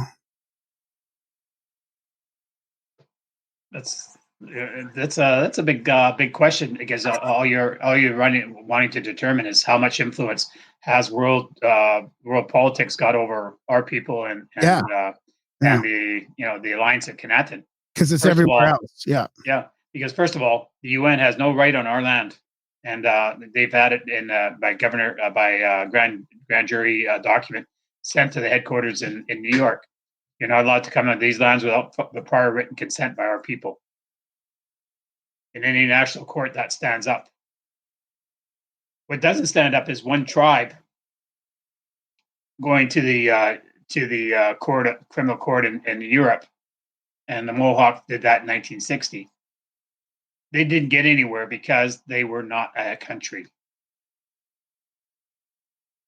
So as our people have come together under a flag, and it represents trade, good peace, trade, and good governance to all the countries that want to join us. And there is a shitload of people, a lot of countries that want to join us, both from the sovereign banking point of view, outside the WF and cabal. And it would seem that we have enough money to challenge these WF and WHO and whatever organizations that are on these lands. So we can challenge them. That's great news. I mean, that's it. I do feel like there's sort of a revolution or like a movement of sovereignty happening all over, you know, and I guess you're going to ride that wave, hopefully, and maybe lead some of it, you know, because people might jump on that are just also, they just want that same sovereignty. I mean, they've sort of overstretched the tyranny here, and people are waking up left, right, and center from what the government's doing. So let's put it this way: if 5 or 10% of the population of what the citizens of Canada say, I want a new government, and we move for the Alliance of Kanatin to move forward. And my vision is that we have to get recognized as KAN at the UPU. We have the countries that want to recognize us internationally already, and there's anywhere up to a dozen countries that will sign on with us. So Kanatin becomes a world country operated by a Council of 25. We're not shelving Canada and all its privileges that they gave the people. You know, the pension's still around. We'll just find a way to make it better. We'll bring a wallet through our banking system that gives people access to all the bills, which they should have already. And we're already at that point of giving, of having our discharge our debt, you know, through HJR 192 of the U.S. public law. And we're learning how to use it. And one of our tribunals already used U.S. law. I've been in 3 courts, and you know, just off the topic is that the judges are still siding by Canada. Well, you haven't made any law that recognizes an IBO in Canadian law. And now we go back and say, Canadian, where's that? And what's that? Because you're registered in the U.S. under Securities and Exchange. So I have a level 3 audit coming. That once I do this level 3 audit, it shows all the money that has been made on this mortgage from day one gets put in my hands, and I go back into court. That's over for the big banks if it's made public. When's that going to happen, do you think? It's in the process of being made now, so probably within a week or 2, and then right after that, I go to court. Wow, again, nice. in the appeal court of BC. Yeah, and then what's after that for the peoples of the Salmon? Well, first of all, I get my my house put back in order, and look at at moving the banking system forward. Part of this, what I mentioned with J.D. Anderson, we have to court an ambassador to the king, recognized in court. The judge, while he was speaking, the prosecutor and the lawyers were badgering him. So she said, recess for 10 or 15 minutes. She went and checked out his credentials and came back and said, yeah, you guys don't badger him anymore. He's an ambassador to the new country. I believe that's what it was said. I'm trying to find out what that court case is. So he's said he couldn't give us the document that he signed last January, or no, June, for the Council of 25. He says it was too soon and he couldn't do it. And so now he's ready to divulge, and he has to send this court case to King Charles, and then from there we may be on our own. Wow. And what did he also stated that 10% of the trust money that you were talking about earlier will pay off all the debt of Canada and the U.S. Wow. So what was that acronym? Recognize them as EPN, you said, or something? With the new country, it would be recognized. UPU. UTU? UPU, which is the UPU? United Postal Union. That's where all the countries have communication with. Oh, I see. And 60% of the UN countries probably will join us if they know who we are. Without Trudeau. No Trudeau. Well, this has been great. Yeah. I mean, it's exciting. It's exciting. And hopefully it keeps going. I mean, there does seem to be something in something's rumbling, all over the place. I can feel it. I think a bunch of people can feel it. It just the timing seems right. We'll be tied in the banking system to the lumens and the stellar system with Russia and China. I'm not afraid of that. We have our own coding and our own system, but so it's just the settlement side of things. We are thinking of tying our currency to an ounce of gold, which is about 60 or 70 cents, $70 per US per Canadian per ounce, or 70 US. Be tied to a barrel of oil. Be tied to probably so many bushels of wheat. So we can actually make our assets and in ground. And I was telling you a story about the Samaquim and the Wannock. Those bands along the river don't want to meet with us because they don't want to give up their meal ticket that they're getting from Canada. And that's the way they look at the money that you're talking about paying band councils. These guys don't want to give up their yet. Yeah. Between you and I, they're sitting on a $1 trillion land process. Land development, land mine, and golden thing. And I've known it since probably the 80s. I have the report on it. Yet they want the handouts from Canada over this. Yeah. How do you fathom that? I guess they haven't been jabbed enough, I guess.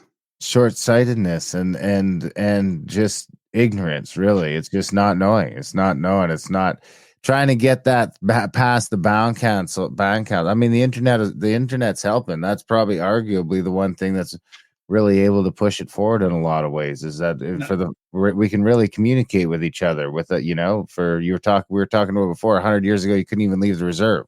So it's pretty hard to get organized then. And even when Oka happened in 93, even then we weren't really in a space where we could get organized quickly. And it took a while before we were able to, as all the bands sort of start to come together and put enough pressure on the government that they had no choice but to inevitably back down. Nowadays, with the internet and social media, I mean, shit can go to fucking 6 to 100 like that, like in a week. You can just have boom. We're going. Everything's blocked off. Fuck off. The only thing I have trouble doing is when I listen to people that talk about the problems with no solution, and they don't offer any solution either. And Ron Bellin is one of those guys. Even one of our own people talk about, Yeah, unceded land of Vancouver is going to, it's going back to the Indians. You're going to lose all your lands. Jesus. The fear mongering that's easy to make out there because they don't have a solution. Was Party saying that too, or was it just Valent? Valent had another one of our people on with him. They were talking about the UNDRIP and the UN in Vancouver. Okay. This is a couple months back though. Anyways, I wasn't happy with that. I listened to part of it. And then when they talk about, well, they're just fear mongering. They're making the UN look like they're kings. And actually, they're only kings if you give them that right. However, those UN that were on the convoy in Ottawa, those are all mercenaries with designation from the UN. They weren't UN. They were puppets of Trudeau. The same thing happened in Hay River too. Those weren't UN people. They were mercenaries from another country, and supposedly Iran or something. I had the copy of the crest from one of them that was a guard from Iran or somewhere that way. So these people are using fear mongers of the UN is here. They're taking your lands, whatever. Well, we got to fight Dr. Hoff with the DEW weapon that destroyed Lytton. Right. Yeah. Yeah, that's what I thought happened too. Yeah, pretty much. That's the same thing. Lahaina, same thing. Yeah. Yep. Absolutely. So when we get to the sovereignty, then we'll have people with. We're gonna get dude. Well, I pray every week that we are invisible to the enemy. Yeah, Or we need somebody like Putin to put that away, put that aside, and stop it. Turkey. we should join the BRICS. I mean, I feel like they're gonna have a better currency. We will. I've already put it out there that I put it on the creators on the path to the creator, the wind to the creator. That's when you put something on the wind. It's already there. It's already there. Well, Popois, Cheri, this has been great. I mean, this has been, an hour and 15 minutes flies by. We'll have to do this again. We should do this like quarterly or something like that and get an update because it is, I'm kind of, right there with you in a different way, fighting the battle from a different angle. So, we should keep up on it. We should keep it together. And I'd like more information on my chief and me don't really get along, but, whatever. I'd still like all the information. Yeah, Spooey's the same way. He fought with his people. He got thrown in the clinker for 30 days because he wouldn't take the liens off his band. On the other hand, Henry went to court on one of the Simpson young men fishing the river outside Terrace, and the judge was so taken back by him. He said, "You go back 4,000 to 40,000 years? Yeah. How far do you want to go back?" He says, "Can you put that in writing and sign it for me?" Anyways, that was a case that DFO resigned from, dismissed it because they had no call. So when we're talking about first law of the land, we are right there. Yeah, well, I'm sort of just, pretending I know what I'm doing and so I'd say I'm just practicing it without, I'm just like, no, man, you don't have jurisdiction over me. Show me the piece of paper that says you can tell me what to do here. Because I don't see that shit. I see we can work alongside each other and we're going to do some stuff and you're going to do your thing. I don't see anything that says you're going to tell me what to do. I miss that part. Musqua is in court with, because his son gave his ID, gave him an estoppel. And then this cop tried to take his key out of the keg. So he took his foot off the brake. The guy went, fell out of the window or far out of the car or something. And I scraped his knee or something. But anyways, 5 months later, he comes back with 7 or 8 officers on the road, stops this young man. He doesn't get him out of the car, so they break his windows, drag him out, put him in detention, and then they had to leave him, let him go the next day without a warrant and without a ticket. Oh wow, that's how bad they are. So they're losing. They're losing all the way around. Yeah, and they're running out of money too. So I mean, there is no money. No money. That should accelerate things. Where can people find your stuff? Where can they? Is there a website where people Salmon.org? Yeah. What was we that? Need more people. We need more volunteers. Yeah, peoplesofthesalmon.org or Popois at protonmail.com. if we were to put $5 million in, I'd say we'd have a bank operating in the next 3 to 4 months. Nice. We already have Kakialis people in Wyoming who has the TNIB bank, and I think they have an API already formed in U.S. law and access to an account in Europe. So anybody can go on their website, get a individual application or a corporate application and fill it out, and transfer money from any SWIFT code bank here in Canada, U.S., and put it into a foreign bank. So that's Awesome. really possible. Right on. Right on. Well, this has been great, guys. We appreciate you coming on the show. Well, like I say, we'll have to keep in touch and do this again. And Call me anytime if you got any questions and see what's going on. I'd love to have more people that are more due to Cheri. I'm here because she knows you two, Yeah. And it was only in 2021, November 11th, 2021, when I started speaking. Wow. That was the Well, first that's time kinda in the public. when I kind of started poking at the topic as well was around the 2021's when my book came out, so it must have been a little before that. But I've been saying for a couple of years now that it's the assimilated Indians. I mean, it's ironic because at the end of the day, it's going to be the assimilated Indians that are going to be their downfall. They assimilated just enough to become lawyers and become educated in their ways enough to fight them on their level. It's like they wanted us all assimilated and that didn't work out, and so their Indian problem kind of just has escalated and percolated quietly in the background, and at the end of the day, it's going to be the assimilated ones that are going to know their system well enough to exploit it well enough to beat them at their own game. So it's perfectly ironic. Yep. So thank you. Yeah, we get this message out that there's 65-70% of the people that don't want Trudeau. If those people decide they want me as the headsman or people of the Council of 25 to be the new government, we can force the issue with Canada. But I got to know that there's $65 million in their bank account somewhere. Yeah. From $1 from each person. Yeah. Well, at minimum, I mean, we should have a political party.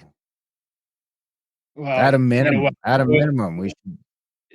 With the democracy and the voting is that you show that you're not mentally capable of making a decision on your own. And you give up your power of attorney to somebody, so you don't want to vote. Yeah, This is I get it. I like the council idea. And they give away your power, so somebody else tells you what to do. Tells you when you go to the bathroom, and you can go to the movie, and if you haven't got enough social credits, they'll be telling you can't have a beer now. Exactly.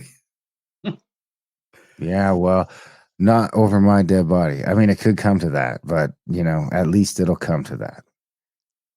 Guys and gals, this has been great. Have a wonderful rest of the night. I'd like to have this property here that I'm looking at here, this 5-acre parcel, has 2 or 3 buildings. I'd like to set up and if there's a way to do it, set up a conference center, with a full government opportunity here and from here. We're on sovereign land, could be make this sovereign and then go across Canada with some buildings, similar type of operation. Yeah, that's a good idea. Downstairs is a bigger room, almost as big as this behind me. Downstairs could have video and seats and conference, and you sit and at big mics and a full full audio of the people sitting there and recorded. Yeah, that's what we need. Absolutely, it's a start. We'll just keep going, and this has been great, guys. Thank Have you. a wonderful night. Yeah. You good too, night. guys. Thanks. Nice meeting you. Yeah, you too. Ada Nanat and Chalop. Thank you. Yeah. Miigwech in Ojibwe. That was great. Big thanks to Popois and I keep saying that wrong. I just can't get it right. And Cheri for coming on the show. It's too bad we didn't get the third, but it was still great. We had a great time. Yeah. What do you think? Yeah, it was good. I mean, honestly, it's still, we've had a couple of like these common law type episodes as well. Like I would put that in the category of law, and I have a hard time wrapping my head around it. Well, it's way harder for you being so white. ingrained. I get it. I get it. For me, like the common law stuff is super empowering for me because I'm like, they're already kind of sketchy and wanting to deal with me, you know? So it's just like, if I could start learning some of that common law stuff as well, I feel like, you know, because here's the thing. I've seen this shit work firsthand, like been in the shit where it's like, well, you know, Well, I even don't- crossing the border with you too, right? Crossing the border, Yeah. you were kinda- yeah, well, when I say that your border doesn't exist to me, you know, the Day Treaty says that I can just, you know, what are we talking about? So, you know, and I don't know. It's that thing where they don't know what to do with you. There's really and because I don't know that they're you know, I think he's right. There is nothing. There's it's just like there's no book. There's nothing. There's nothing to refer to other than, yeah, you're right, man. We don't have any jurisdiction over you. We might not have any jurisdiction at all. Don't tell anyone. Big thanks to Popois for coming on the show. Big thanks to you guys for listening. Even bigger thanks if you choose to support the show. We are fully listener supported. Head over to grimerica.ca/support. Sign up for a monthly or make a one-time donation. Would be fantastic. Help support us over there. grimerica.ca/support. And you could also head out our other podcasts. We have 2 other podcasts now. We have the Grimerica Outlawed podcast where we do the controversial stuff, vaccine stuff, and a lot of Canadian content over there as well. A lot of anti-government, the stuff that'll get us sent off to the camps eventually on grimericaoutlawed.ca and adultbrain.ca for the audiobooks. There's 130 of them available there. Check them out. I just changed them up, so there's new ones out for free now. We'll get into there's like it's better to do that in the intro because no one really listens to the outro. Most people have already tuned out. So but there's new audiobooks there. I don't know if this will come out in time. We have the Randall Carlson trip starting on May 13th. Is there anything else? Any other house? Oh yeah, well, I mentioned in the show you can go to a canadianshame.ca for my book or a canadianshame.substack.com for my newsletter. So yeah, the newsletter. I mean, the latest newsletter was about how when Canada defaults on its debt all over the world, how's it going to pay for its Indigenous commitment? So, I mean, the money's going to run out. It's all sort of coming to head at that. The timing is perfect, really. What a time to be alive. So support the show. Have a great time. Other than that, we love you guys. Thanks for listening. And we will see you next week.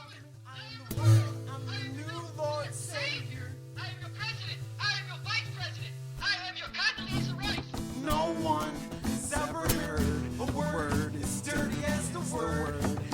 Politics, rhetoric written in some self-proclaimed prophecy. Imaginary lines, twisted and tangled with a handshake with a signature and some policy papers behind enemy lines. Tension builds, a cell phone rings, a bomb drops in a city street sea of iPod noise.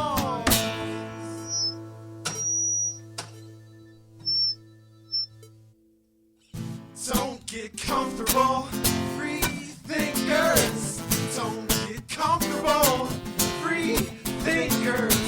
If the digital revolution still got a pulse, we need to revive it and make it a reality. I've hacked into a politician's password and transferred money into several overseas accounts. And as we speak, a supercomputer project is in the works. And if it works, we'll use it to point and click our way to some sort of truth. Either you're in or out, are you game, or is the game over? This must be a glitch in the Matrix. This must be a glitch in the Matrix. A revolutionary dream. It's me versus the machine. Go! Watch out for them laser beams. Climb to the top of the pyramid scheme. Capitol Hill's getting steeper and steeper. Meanwhile, the deck gets deeper and deeper. Don't get comfortable, free thinkers. Cause it's gonna take more than hand and eye coordination on your PlayStation. It's gonna take mind elevation. There must be a glitch in the Matrix. There must be a glitch in the Matrix. A revolutionary dream.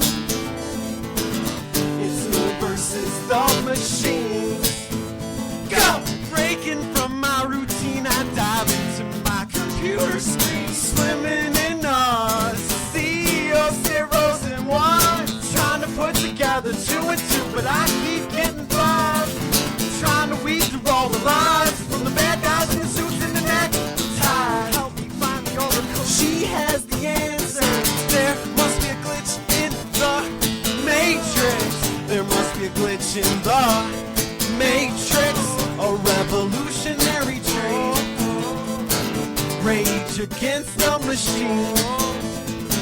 Don't get comfortable, free thinkers. Rage against